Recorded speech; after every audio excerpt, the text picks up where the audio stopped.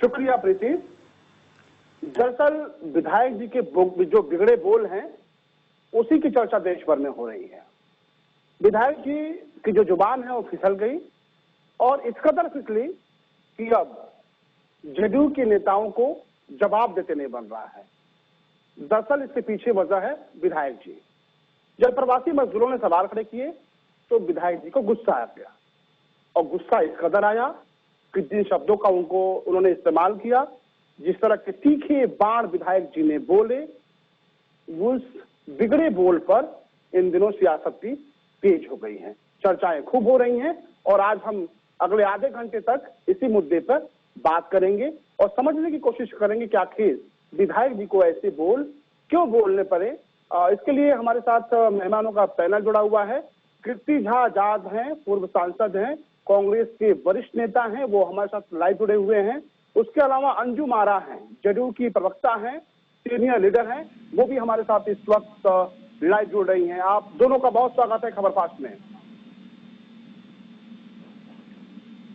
अंजुम आरा जी, आपके विधायक हैं शेखपुरा से रणधीर सोनी साहब, जो पूरी रिपोर्ट आपने देखी होगी, जिस कदर इनके बोल थे वो सियासत में आप इनको बेहतर नहीं कह सकती हैं।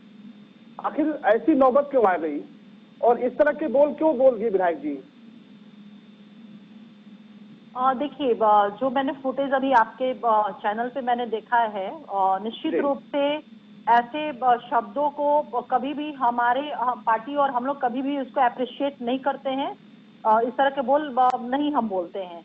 रही बात की जो हमारे श्रमिक प्रवासी रोजगार की बात कर रहे थे, तो निश्चित रूप से हमारे जो वहाँ के माननीय विधायक थे, उनको जो हमारे नेता आदरणीय नीतीश कुमार जी, बिहार सरकार जो पहल बहुत सकारात्मक पहल हमारी सरकार ने उठाया है, जो हमारे प्रवासी श्रमिक आ रहे हैं उनको रोजगार को लेकर के, उनके शेल्टर को लेकर के, उनके रहने को लेकर के, उनकी सारी व्यवस्था को लेकर के, और बहुत ही पॉजिटिव और बहुत ही स्ट्रॉन्ग कदम हमारी सरकार ने उठाया है।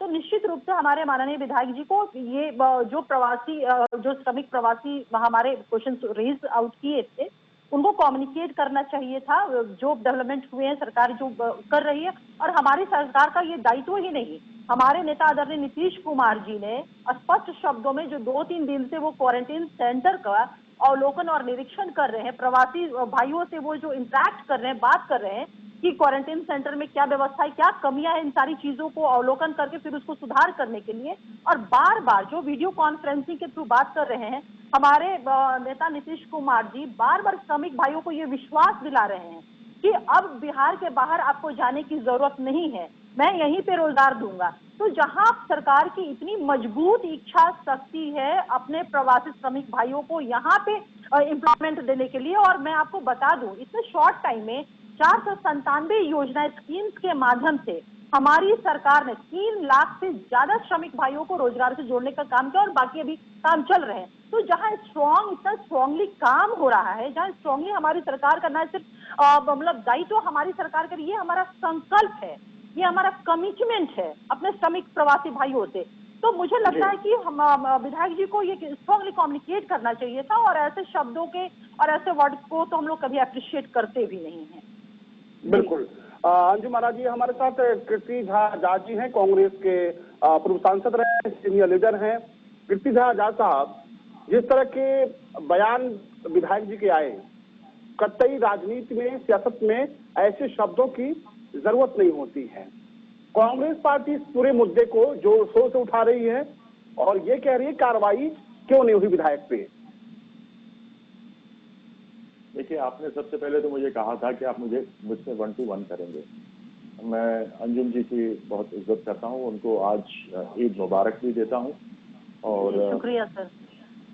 कभी सेवई खाने बाद में आऊंगा, आजकल तो लॉकडाउन है, आप बहन है मेरी। खेद होता है, सियासत की बात नहीं है, बात यह है कि हम सबसे पहले इंसान हैं, और यह लोग जो प्रवासी मजदूर हैं, न ये शहर में रहते हैं बेचारे और न गांव में इनका कोई ठिकाना है। यदि माँ बाप इतने सामर्थ्य होते तो बढ़िया से पढ़ा लिखा देते और संभवतः सरकारी या प्राइवेट नौकरी इन्होंने ले लिया होता। वो सक्षम नहीं थे, और हमारे प्रदेश में जो अलग अलग उद्योग लगने चाहिए थे या शुरू होने चाहिए थे, जिसके बारे में हमारे बड़े भाई नीतीश कुमार जी ने 15 साल पहले जब सरकार आई थी कहा था, तो बहुत प्रसन्नता हुई थी। आप देखिए, अगर देश भर की किसी जमाने में 65% खपत चीनी की कहीं से होती थी तो वो बिहार से हुआ करती थी। पूरे देश के अंदर अगर आप निकालेंगे उसके 65% बिहार से जाया करता था। जूट मिल थे यहाँ पर, मिथिला पेंटिंग इतना नामी है, हमारे लोग मखाना उगाते हैं, मछली का इतना सुंदर उद्योग है, लेकिन वह सब हम बढ़ावा नहीं कर सके। वह निजी हाथों में पड़ गया और वहां पे गरीब जो मलाह हमारे मखाना 30 रुपए 40 रुपए किलो में बेचते हैं, वो यहाँ दिल्ली की मंडी में और दूसरी जगहों पे पूजा के समय में 3000 रुपए किलो 4000 रुपए किलो में चलती है। तो मुझे समझ में नहीं आता है कि हम इन 15 सालों के अंदर, नीतीश जी की सदैव जिस प्रकार से उनका 2005 से 10 तक बहुत ही अच्छे साल थे विकास के, लेकिन उसके बाद कुछ हुआ नहीं। आज प्रवासी हमारे बाहर हैं, परिस्थिति खराब है, पैदल चल के आ रहे हैं। हमारे दरभंगा की एक 15 साल की लड़की एक अपने बीमार बाप को 1200 किलोमीटर 7 दिन के अंदर साइकिल से लेकर के आई है। ये मजदूर जब घर पहुंचते हैं तो ये नहीं जाना चाहते बाहर अपने माँ बाप से या अपने गांव से या अपने माटी से दूर नहीं होना चाहते, लेकिन परिस्थितियां इनको बाहर रह जाती हैं। और जब यह मजबूरी में वापस आते हैं तो आप अपने प्रतिनिधि से इस प्रकार के बोल की अपेक्षा नहीं रखते हैं, जिस प्रकार के बोल की अपेक्षा हमने इनसे नहीं की थी। जो हमारे विधायक साहब कह रहे हैं कि तुम्हारे बाप ने तुम्हें पैदा किया तो तुम्हारे बाप ने तुम्हें नौकरी नहीं दी। अब मुझे बताइए, ये क्या शब्दों का चयन होता है? इसमें तो अवश्य किसी न किसी वरिष्ठ अधिकारी को आकर, या क्योंकि मुख्यमंत्री जी के सहयोगी हैं, मुख्यमंत्री जी भी एमएलसी हैं, वो एमएलए हैं, ऐसे में माफी मांगनी चाहिए और माफी मांग के कहना चाहिए कि हम क्षमा चाहते हैं हमारे बिहार के भाइयों और बहनों कि इस प्रकार के बोल आपके प्रतिनिधि के मुंह से निकले हैं। मुझे शर्म आ रही है, मैं इससे ज्यादा और कुछ नहीं कह सकता। लेकिन कार्रवाई क्यों नहीं हुई अब तक, एक बड़ा सवाल है, ताकि एक नजीर बन सके। अगर इस पर कार्रवाई होती कृति झा आजाद साहब, तो एक बाकी नेताओं के लिए, बाकी जो इस तरह की बोल बोलते हैं उन नेताओं के लिए कहीं ना कहीं एक नजीर बन सकती थी। लेकिन अभी तक कार्रवाई नहीं हुई है। कांग्रेस पार्टी कह रही है कार्रवाई होनी चाहिए विधायक पर, लेकिन कार्रवाई न होने की पीछे वजह क्या मानते हैं सर आप? यह आप भी समझते हैं अमितेश जी, हमारी बहन बैठी है वो भी समझती हैं। इस विषय पर माफी मांगेंगे, चीछा लदेड़ी होगी, बदनामी होगी, लेकिन कम से कम आत्म को शांति तो मिलेगी। कम से कम आपने जिस प्रकार से हमारे लोग जो बाहर से मजदूरी करते हुए ये बेबस, ये बेचारे भूखे प्यासे वापस अपने गांव आए हैं, तो कम से कम आपके दिल को शांति तो मिलती यदि आप माफी मांग लेते हैं। और पेड़ पे जब फल लगता है तो पेड़ झुकता है। माफी मांग लेने से किसी का कद गिरता नहीं है, माफी मांग लेने से अपने गलती का आभास होता है और कुछ नहीं। मेरे से गलती होती है, मैं सीधा माफी मांगता हूँ कि हाँ मुझसे गलती हुई, मैं माफी मांगता हूँ। उससे मैं कोई छोटा नहीं होता, मेरा बड़प्पन ही दिखता है। लेकिन संभवतः वह बड़प्पन की बातें, वो पुराने जमाने की राजनीति, वह पुराने जमाने के उसूल, पुराने जमाने के आदर्श सब खत्म हो चुके हैं। अब तो सब कुछ चलता है हमारे देश के अंदर और ये दुर्भाग्य है। लेकिन ये तस्वीरें देखकर तकलीफ होती है कृति झा आजाद साहब, इस तरह की, क्योंकि आपका एक बड़ा कद है सियासत में देश की, लेकिन ऐसे वक्त में, जब ऐसे बुरे वक्त में जो प्रवासी मजदूर हैं उनके सामने मुसीबतों का पहाड़ है, और ऐसे में जनप्रतिनिधि इस तरह के बयान दे तो तकलीफ होता है हर सियासतदान को। बिल्कुल, इसमें क्यों नहीं होगा? आप ये कहिए कि एक मछली पूरे तालाब को गंदा कर देती है, और अगर एक किसी के खराब बोल होते हैं तो कहा जाता है कि यह पॉलिटिशियन ऐसे ही होते हैं, ये पॉलिटिशियन भ्रष्ट हैं, ये पॉलिटिशियन वोट लेते हैं उसके बाद ये कमाते हैं। क्यों? क्योंकि हमारे पास ऐसे गैर जिम्मेदाराना लोग हैं जो लोगों को खराब करते हैं। राजनीति या राजनीतिक खराब नहीं होता, उसके बोल, उसके कर्म, उसके काम करने के तरीके खराब होते हैं। जो अच्छे होते हैं वो अच्छे होते हैं। मैं एक बार विधायक बना, 3 बार मैं सांसद दरभंगा से बना, मुझे खुशी है कि लोगों ने मुझे बार बार चुना। मैंने जरूर अधिकारियों से ठोक बजा करके बात की, मैंने उनके सामने यस सर जी हजूर करके बात नहीं किया, क्योंकि मैंने उनसे कहा कि तुम पब्लिक सर्वेंट हो, तुम्हारा काम है लोगों का काम करना। लोग, ये मालिक जनता जनार्दन, जनता यानी जनार्दन यानी भगवान है जो जिताती है, इसके कारण से हम हैं।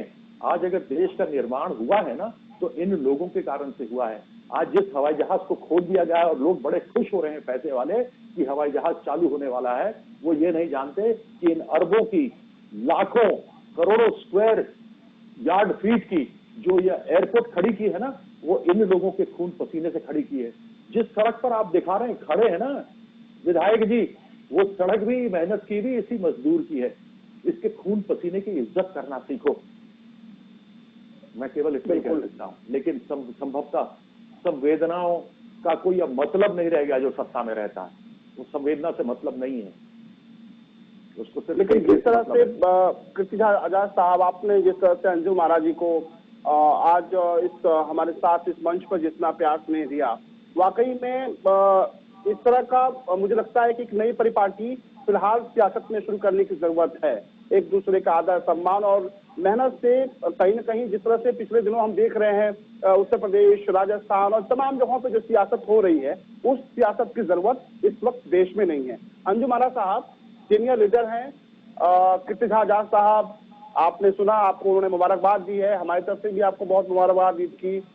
लेकिन कार्रवाई होनी चाहिए, जो ऐसा कि कृतिजा आजाद साहब ने कहा है, एक माफी मांग लेने से शायद कद बड़ा हो जाता और जो आक्रोश झेलना पड़ रहा है वो शायद न झेलना पड़ता।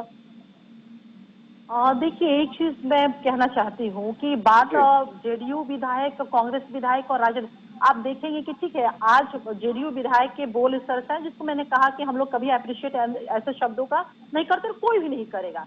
लेकिन आप ये भी देखते होंगे कि समय समय पर ऐसा नहीं है कि जदयू विधायक, मतलब प्रत्येक पार्टियों के जो नेता, विधायक, सांसद रहे हैं, सबके आप देखेंगे कि इस तरह के बोल कभी ना कभी सबके आते रहे हैं। तो मेरा ये कहना है कि कोई भी जनप्रतिनिधि है, उन्हें ये बात को समझना होगा कि एक जवाबदेह वो पद है और उसकी गरिमा है, अपनी एक डिग्निटी है। और जब डिग्निटी है तो शब्दों की भी मर्यादा है और इंसान के विचारों की भी अपनी मर्यादा है। तो प्रत्येक जनप्रतिनिधि को, चाहे जिस दल से वो बिलोंग करें, उनको अपनी इस डिग्निटी और इस मर्यादा को मेंटेन करना होगा। जिस तरह से अभी कृति आजाद साहब बोल रहे थे ना, राजनीतिक गंदी, बिल्कुल सही बात है कि राजनीति गंदी नहीं होती है, बल्कि जो बिगड़े बोल होते हैं उसकी वजह से राजनीति को लेकर के एक निगेटिव परसेप्शन एक आम आवाम में बनना शुरू हो जाता। तो ये सभी का, हम सभी का, जो जनप्रतिनिधि है या जो राजनीति से जुड़े हुए लोग हैं, ये सबका कर्तव्य हो जाता है कि इसकी गरिमा का हम सब, और शब्दों की गरिमा का हम सब ख्याल रखें। रही बात कार्रवाई की, तो देखिए, ये जनता दल यूनाइटेड का अपना ट्रैक रिकॉर्ड रहा है कि हम लोगों ने किसी भी मसले पे अगर वैसा हम लोग देखते हैं तो कार्रवाई करने की अगर जहां तक बात रही तो हम लोगों ने इमीडिएट उस पर कार्रवाई किया। और अगर ऐसी ही सारी चीजें हैं तो निश्चित रूप से इन सारी चीजों को पार्टी देखेगी और उचित इस पे जो एक्शन लेना होता है वो लेगी। बिल्कुल। कृतिजा आजाद साहब, अभी चूंकि आप देश की सियासत करते हैं, बिहार से ताल्लुकात रखते हैं, बिहार की जो मौजूदा हालात हैं, बड़े संख्या में जो प्रवासी मजदूर बिहार लौटे हैं, इस वक्त चूंकि आप ग्राउंड जीरो पे काम करते हैं, किन चीजों की सबसे ज्यादा जरूरत महसूस आप करते हैं? इन प्रवासी मजदूरों को इस वक्त किन चीजों की जरूरत है और सरकार कहाँ पे आपको फेल नजर आती है? मुझे एक चीज नीतीश भाई जी की ठीक नहीं लगी, नीतीश कुमार जी मुख्यमंत्री जी की। जिस समय मजदूरों को लाने की बात थी तो उन्होंने लाने से बिहार में मना कर दिया था। उन्होंने कहा था कोई ट्रेनें नहीं आ सकती, शुरू की आपको बात ध्यान होगी, और सब लोग मना करते रहे, सुशील कुमार मोदी भी मना करते रहे। हमारे ये बेचारे दैनिक मजदूरी करते हैं, ये नहीं है कि कोई महीने का काम करते हैं तो इनको 9,000 रुपए या 10,000 रुपए महीना मिलता है।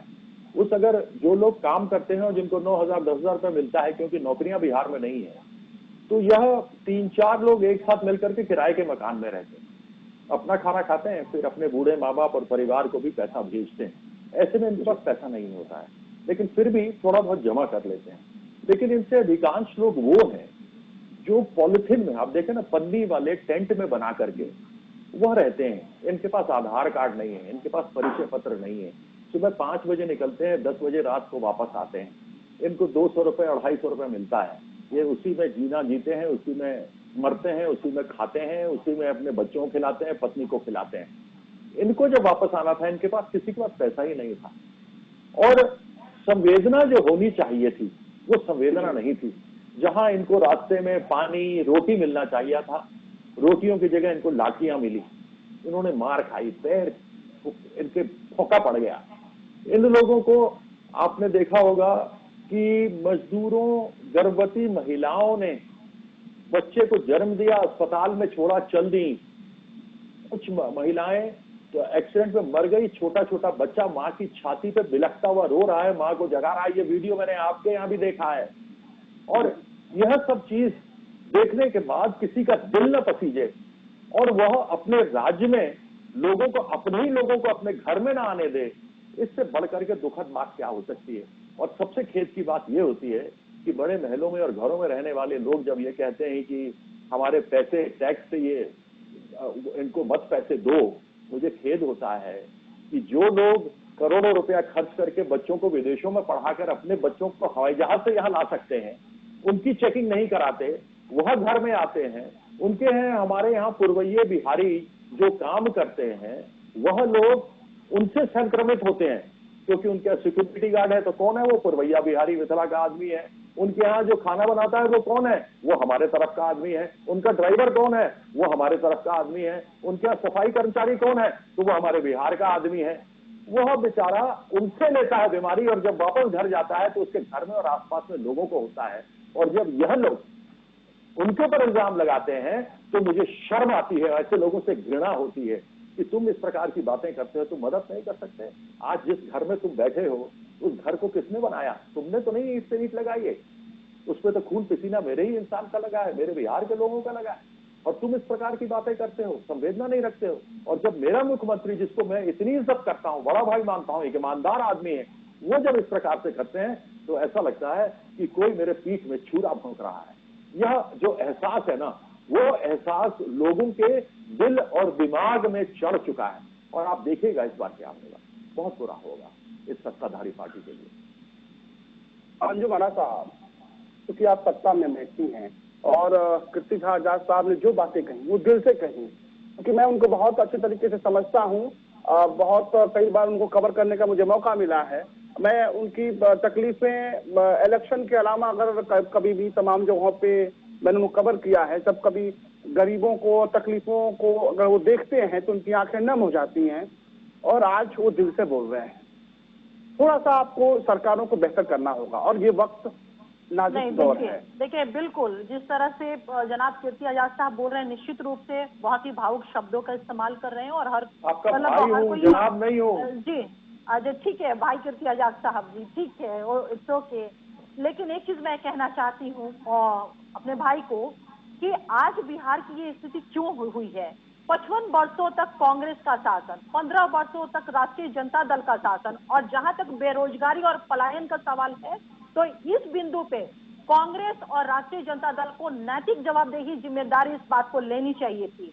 जब 55 वर्षों तक कांग्रेस की सरकार रही, डेवलपमेंट के आप इश्यूज को देख लीजिए तो हिंदुस्तान के जो दीगर कुछ स्टेट है उसको विकास का टापू बनाया गया। ये सेंट्रल गवर्नमेंट की पॉलिसी थी और बिहार और दीगर जो गरीब में नहीं, मतलब गरीबतम राज्य माना जाता है, ये कांग्रेस गवर्नमेंट के नीतियों के कारण ऐसा हुआ। और जो पलायन पे आज श्रमिक हमारे प्रवासी भाइयों पे जो आज भावनात्मक अगर शब्दों का इस्तेमाल कर रहे हैं तो वो कहीं ना कहीं अपनी राजनीतिक मंशा और राजनीतिक जो मैं कहूँ इच्छा को साधने की एक कोशिश किया जा रहा है और कुछ भी नहीं। अगर ये नीतियां सही रहती तो हमारे मजदूर, हमारे गरीब जो प्रवासी थे वो आज पलायन नहीं किए रहते। जहां तक रही बात लॉकडाउन में, लॉकडाउन के आप सब जानते हैं कि वो केंद्र के जो नियम थे, निर्धारित नियम थे, उन नियमों का पालन करना था। और हम सब जानते हैं कि आदरणीय नेता नीतीश कुमार जी विधि व्यवस्था और जो रूल एंड रेगुलेशन है उसको वो पूरी तरह से मानते हैं। उन्होंने बार बार अपने प्रवासी श्रमिकों से आग्रह किया कि जो जहां है वहां पे रहे, और हर स्टेट के लिए हमने एक नोडल ऑफिसर हमने वहां पे नियुक्त किया और प्रत्येक प्रवासी के खाते में कुछ सर्टन जो राशि होती है उसको हमने देने का काम किया। और इस बीच में हमारी सरकार सेंट्रल गवर्नमेंट से हमेशा वो इंटरेक्शन करते रही। और आप जानते हैं कि जो ट्रेन और बसें चलाने का जो प्रस्ताव आया वो बिहार सरकार आदरणीय नेता नीतीश कुमार जी ने ही दिया था, जिसको सेंट्रल गवर्नमेंट ने माना और एक मार्ग प्रशस्त हुआ था। तो हम लोग उस दौरान भी बार बार अपने श्रमिक प्रवासी भाइयों से ये आग्रह कर रहे थे कि सरकार के ऊपर ट्रस्ट करें, विश्वास करें, क्योंकि जो एक घड़ी थी उस आपदा की जो घड़ी है वो एक दूसरे के विश्वास से ही हम इस आपदा से बाहर निकल सकते हैं। लेकिन श्रमिक भाई ऐसा एक इन्वायरमेंट बनाया गया कि हमारे श्रमिक प्रवासी भाई वो पैदल आने को मजबूर हो गए, और किस किस तरह की यातनाएं, जिसको देख करके वाकई में दिल रो दिया, किस किस तरह की यातनाएं उनको झेलनी पड़ी। थोड़ा सा वो अपने विश्वास किए रहते अपने सरकार के आग्रह पे, निवेदन पे, उनके रिक्वेस्ट पे, तो शायद लेकिन अंजुम आरा साहब जिस तरह से निवेदन करना चाहिए सरकार को, वो कहीं निवेदन दिखा नहीं। तकलीफ इस बात का है कि जिस तरह से निवेदन करना चाहिए था, मुझे तो नहीं नजर आया। नहीं, हम लोग बार बार हर एक फोरम से ये आग्रह कर रहे थे कि जो जहां है, लॉकडाउन का मतलब क्या था, जो जहां है वहां रहे और वहीं पे सरकार उसकी व्यवस्था करेगी, और हम लोग कर रहे हैं। यही तो अंजुम आरा साहब, यही तो नहीं हुआ अंजुम आरा साहब। ग्राउंड जीरो पे अभी भी आपको हम, यही तो नहीं हुआ। अगर वहां पे इन तमाम चीजों की व्यवस्थाएं आपकी सरकार ने की होती तो ये नौबत नहीं आई थी। नहीं, विपक्ष के द्वारा इस तरह की स्थिति बनाई गई, इस तरह से नैरेटिव बनाया गया कि हमारे जो, हेलो जी जी आवाज आ रही है, हमारे जो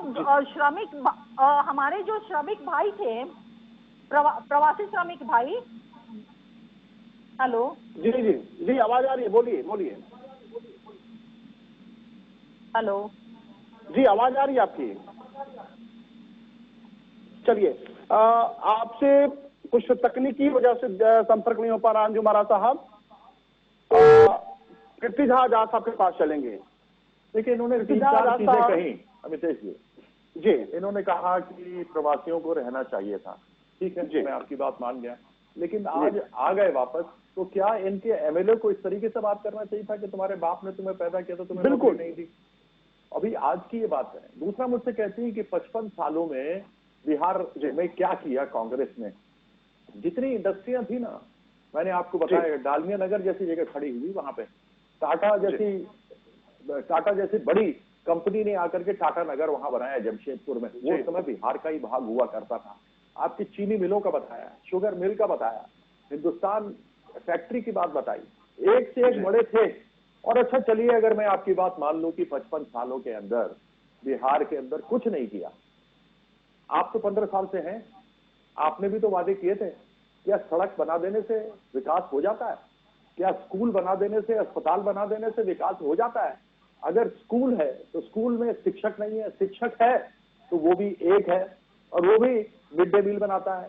पहली बात तो अस्पताल नहीं है, कहते हैं कि अस्पताल है तो डॉक्टर नहीं है, डॉक्टर है तो दवा नहीं है, दवा है तो एक्सपायरी मेडिसिन वाली है, और देखता कोई नहीं, लोग प्राइवेट में ही जाते हैं। यह कौन सा विकास है? जो वादे हुए थे कि बड़ी बड़ी फैक्ट्रियां, जो चीनी की मिलें हैं वह खोलेंगी, जो 65% चीनी बिहार से उत्पादन होता था पूरे देश के अंदर, पूरे देश का, उसका 65% बिहार में हुआ करता था, वो आज नहीं होता है। क्यों नहीं शुरू किया गया? तो यह केवल अस्पताल, स्कूल और सड़क बना देने से नहीं होता है। स्कूल के अंदर शिक्षक भी देने होते हैं, अस्पताल में डॉक्टर भी देना होता है, दवा भी देनी होती है। आपने 2 साल पोशाक बांटे, फिर पोशाक बांटने गरीबों को बंद कर दिया।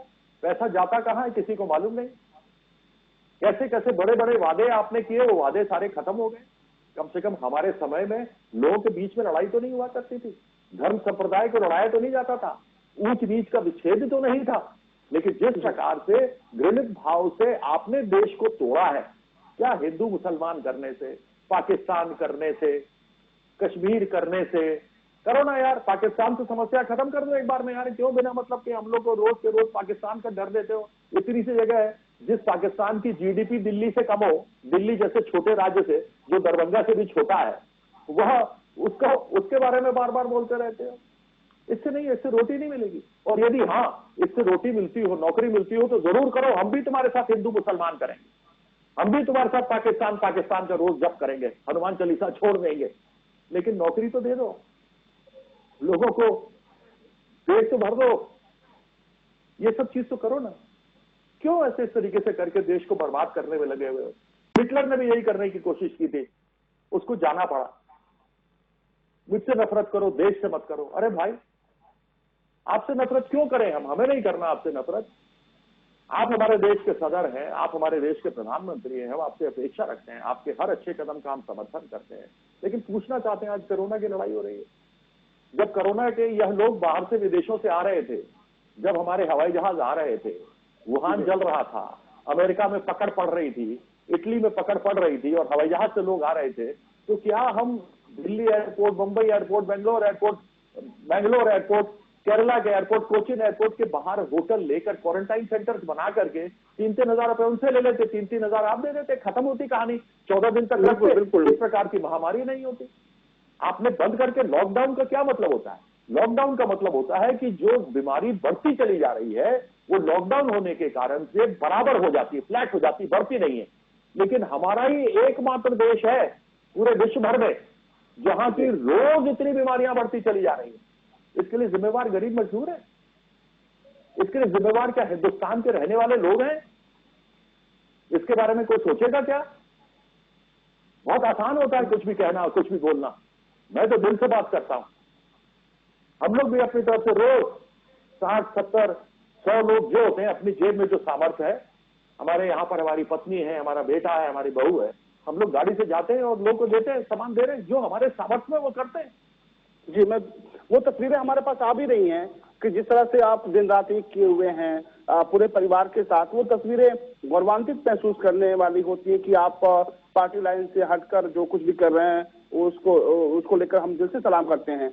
आखिरी सवाल, चूंकि कृष्ण झा आजाद साहब वक्त की हमारे पास कमी है, सबसे ज्यादा परेशान अगर हम देखें तो बिहार और उत्तर प्रदेश के मजदूर तबके के सामने एक मुसीबत सी आ गई है और इस ऐसे कंडीशन में इस तरह के बयान, जिस तरह से जेडीयू विधायक के बयान आए हैं, वो निंदनीय हैं।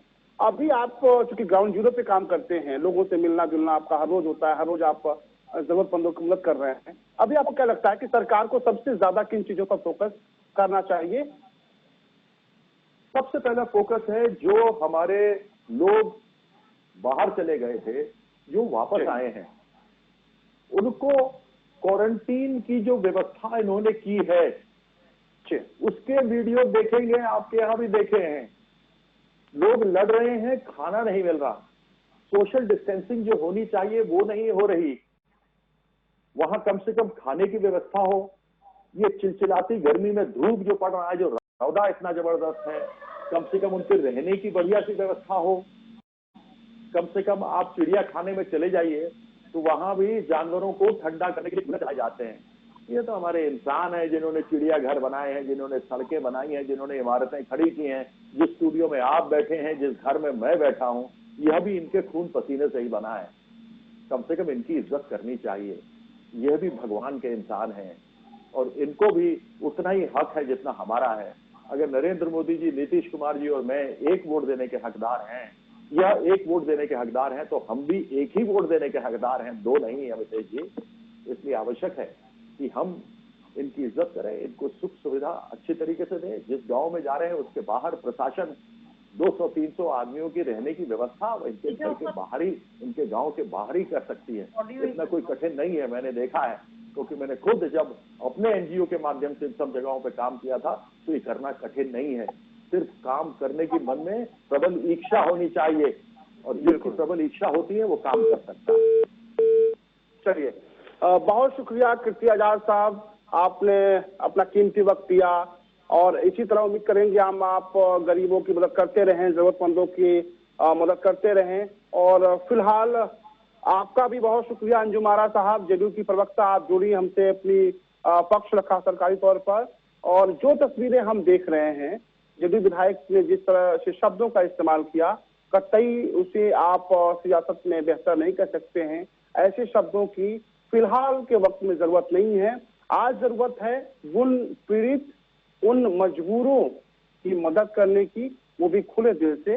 तो ऐसे में सियासत और इस तरह की सियासत कतई आप जायज नहीं कर सकते हैं। और हर सरकारों को ऐसे वक्त में जो बेचारे मजदूर हैं, जो अपना बहुत कुछ गंवाकर वापस अपने घरों को लौटे हैं, उनकी मदद करनी होगी और वो भी खुले हुए दिल से, सियासत से दूर।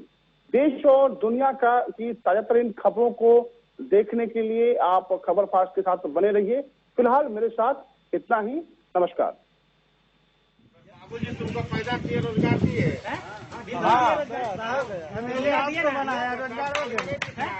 क्यों नहीं रोजगार दिया है? वोट मांगने के लिए भी आए हैं। वोट नहीं प्रॉब्लम को देखिए, प्रॉब्लम चाहिए कि नेता का काम है चाहिए रोजगार देना, चाहे आपकी ऊपर सरकार है, नीचे सरकार, आप अपनी एरिया में सुविधा दीजिए, कोई सुविधा नहीं है।